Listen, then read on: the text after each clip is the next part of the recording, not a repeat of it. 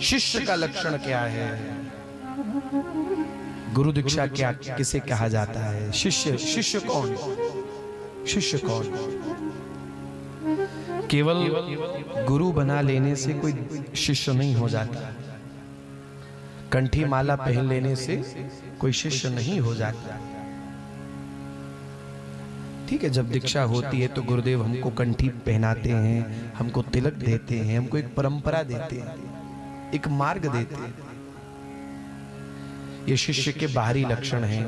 मंत्र ले लेना, कंठी बनवा लेना, तिलक लगवा लेना, ये शिष्य के बाहरी लक्षण है। जरूरी है, ये भी जरूरी है।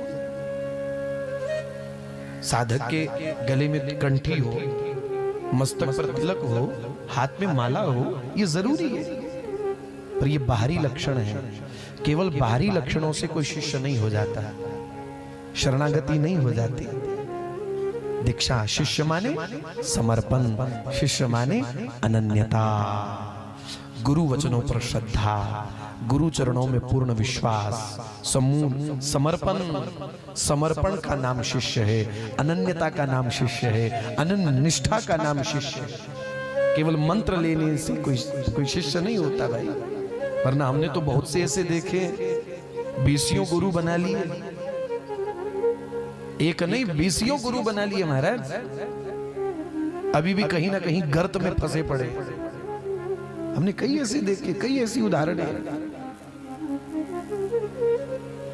दीक्षा का मतलब है समर्पित हो जाना, गुरु वचनों के प्रति पूर्ण विश्वास रहे, कोई किंतु परंतु नहीं। देखो शबरी के गुरुदेव मतंग ऋषि जब साकेत धाम जाने लगे तो शबरी मैया रोई, कहा गुरुदेव आप ही का तो सहारा है, आप भी छोड़ के जाने लगे, किसके सहारे रहूंगी? मुझे भी अपने साथ ले चलिए। गुरुदेव ने जाते जाते शबरी से कह दिया, देवी तुम अभी यहीं रहो, इंतजार करो, तुम्हारे यहाँ राम आएंगे, तुम्हारी कुटिया में राम आएंगे, प्रभु आएंगे। गुरु के वचन अटल कर माने, गुरु वचनों पर पूर्ण श्रद्धा करी, पूर्ण विश्वास किया। वो कुछ नहीं जानती, वो वेद नहीं जानती, वो शास्त्र नहीं जानती, वो ग्रंथ नहीं जानती, वो सेवा नहीं जानती, वो नियम नहीं जानती, वो मर्यादा नहीं जानती। वो जानती तो केवल ये जानती कि मुझे अपने गुरु की आज्ञा का पालन करना है, मुझे अपने गुरु के वचनों पर श्रद्धा रखनी है। शबरी ने जीवन के 77 वर्ष राम जी की प्रतीक्षा में निकाल दिए। गुरुदेव ने तब कहा था राम आएंगे जब राम जी पैदा भी ना भये। शबरी मैया ने जीवन के 77 साल 77 ईयर्स राम जी की प्रतीक्षा में निकाल दिए, पर विश्वास था अपने गुरु के शब्दों पर, अपने गुरु के वचन पर। राम आए, शबरी के कारण नहीं आए, शबरी की जो गुरु के प्रति निष्ठा है उस निष्ठा को सिद्ध करने के लिए आए, उस विश्वास को सिद्ध करने के लिए आए। तो शिष्य का विश्वास ही शिष्य की पहचान है, उसकी अनन्यता ही उसकी पहचान है। गुरु ने जो मंत्र दिया, गुरु ने जो नाम दिया, उसको अपने प्राण बना। अब कई बार ऐसे प्रश्न हमारे सामने आते हैं, कई बार महाराज जी हमने गुरु दीक्षा तो ली थी पर हमको गुरु मंत्र याद नहीं है, मंत्र हमको याद नहीं है। तुमने कही जाओ गुरु जी से जाके पूछ लियो। बोले गुरु जी तो मर गए, अब काऊ से पूछे। अब कईयों की स्थिति तो ऐसी भी है, दीक्षा तो ले ली लेकिन मंत्र तक याद नहीं है, तो फिर क्या काहे की दीक्षा हुई? फिर जब मंत्र ही स्मरण नहीं है तो फिर काहे की दीक्षा हुई? इतनी नालायकी हमारी, इतना नालायकपन। आज से 40 साल पहले जब तुम ब्याह करके आए थे और ब्याह करने के बाद तुम्हारी लुगाई ने जो तुमको मीठा सूजी का हलवा बना करके खिलाया था, भले ही 40 साल में कई बार तुमने लुगाई का बनाया हलवा खा लिया हो, 40 साल के बाद भी तुम कहते हो देवी कुछ भी कहो, लेकिन 40 साल पहले जो तुमने हलवा बनाया था उसका स्वाद हमको आज भी याद है। कैसी मत मारी गई है। 40 साल पहले के हलवे का स्वाद तुमको याद है, पर गुरुदेव ने जो मंत्र रूपी धन हमको दिया था वो हमको याद नहीं है। कैसी नालायकी, कैसी दुर्बुद्धि। जो याद रखने योग्य है वो हमको याद नहीं है, और जो याद रखने योग्य नहीं है वो दुनिया भर की बातें याद है। आज से 10 साल पहले मेरे पड़ोसी ने मुझे क्या गाली दी थी याद है। बदला लेना उससे एक दिन। उसने मेरे बारे में क्या बोला था वो तुमको याद है, पर गुरु ने जो अपना सर्वस्व मंत्र के रूप में तुमको दिया वो तुमको याद नहीं है।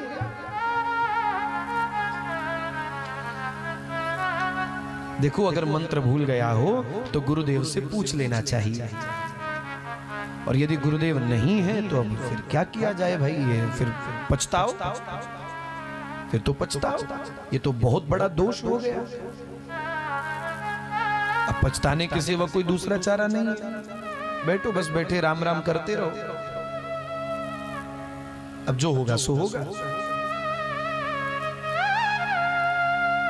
देखो, गुरुदेव जब हमको मंत्र देते हैं ना, वो मंत्र कोई सामान्य वस्तु, सामान्य विषय नहीं है कि 2-4 अक्षरों का वो मंत्र गुरुदेव ने हमको दे दिया। नहीं, मंत्र गुरु का प्राण होता है, प्राण। तुम पर भरोसा करके, गुरुजी हमको मंत्र दीजिए, गुरुजी हमको दीक्षा दीजिए, तुम पर भरोसा करके तुम्हारे गुरु ने अपने प्राण तुम्हारे हवाले किए। मंत्र गुरु का प्राण होता है, प्राण। तुम पे भरोसा किया तुम्हारे गुरु ने, अपने प्राण निकाल करके तुम्हारे आगे दे दिए, तुम्हारी झोली में डाल दिया। उस परम धन की बहुत संभाल करो, बहुत संभाल करो। मनमाना आचरण, मनमाना खान पान, मनमाना व्यवहार, ये सब एक शिष्य के लक्षण नहीं होते। मनमाना खान पान है, मनमाना आचरण है, मनमाना व्यवहार है, मनमानी बोलवाणी है, ये सब एक शिष्य के लक्षण नहीं, एक साधक के लक्षण नहीं होते। दीक्षा लेने का अर्थ है संयम, मर्यादा, अनुशासन। खान पान में मर्यादा हो, व्यवहार में मर्यादा हो, तुम्हारी बोलवाणी में मर्यादा हो, और निरंतर भजन अभ्यास। गुरुदेव ने जो मंत्र दिया उसका निरंतर अभ्यास करना, माला के एक एक मन के पर अपना मन टिका करके, अपने इष्ट, अपने आराध्य का जो नाम आपको अच्छा लगता हो उस नाम को गाना। गुरुदेव ने जो मंत्र दिया उसको गाना नहीं चाहिए, उसको मौन रह करके जपना चाहिए, मुख बंद। गुरुदेव ने जो मंत्र दिया उसको गाना बहुत बड़ा अपराध है, अक्षम्य अपराध है। उस अपराध की कोई क्षमा नहीं, कोई क्षमा नहीं। गुरु मंत्र को कभी भी मुख से प्रकट नहीं करना, किसी से कहना नहीं, चाहे वो तुम्हारा कोई गुरु भाई बहन ही क्यों ना हो। मंत्र किसी से प्रकट नहीं किया जाता सिवाय अपने गुरु के, वो भी तब जब गुरुदेव आज्ञा करे तो। मंत्र को मौन रह करके करना चाहिए, और नाम खूब कीर्तन करते हुए करो। अपने इष्ट का जो नाम आपको अच्छा लगे, सीताराम, राधे श्याम, कृष्ण कृष्ण, हरि हरि, नारायण, खूब गाओ, खूब गाओ। नाम कीर्तन को खूब गाना चाहिए, मंत्र को बिल्कुल गुप्त रखना चाहिए, बिल्कुल गुप्त। अपना आसन, अपनी माला, इन सब का बहुत विशेष ध्यान रखो। किसी का आसन अपने उपयोग में लाना नहीं, अपना आसन किसी को देना। किसी की माला से स्वयं भजन करना नहीं, अपनी माला किसी को देनी नहीं। ये सब साधक के जीवन की छोटी छोटी सावधानियां हैं। खान पान में बिल्कुल मर्यादा रहे, किसी भी ऐसी वस्तु का हम सेवन न करें कि जिस वस्तु से हमारे भजन में, हमारे अभ्यास में, हमारे इस परमार्थिक मार्ग में बाधा पैदा हो। खान पान का विशेष ध्यान। हर कुछ खा लेना, हर कहीं से जाकर के खा लेना, हर किसी के हाथों से खा लेना, ये साधक के लक्षण नहीं होते, ये वैष्णव के लक्षण थोड़े ही ना है।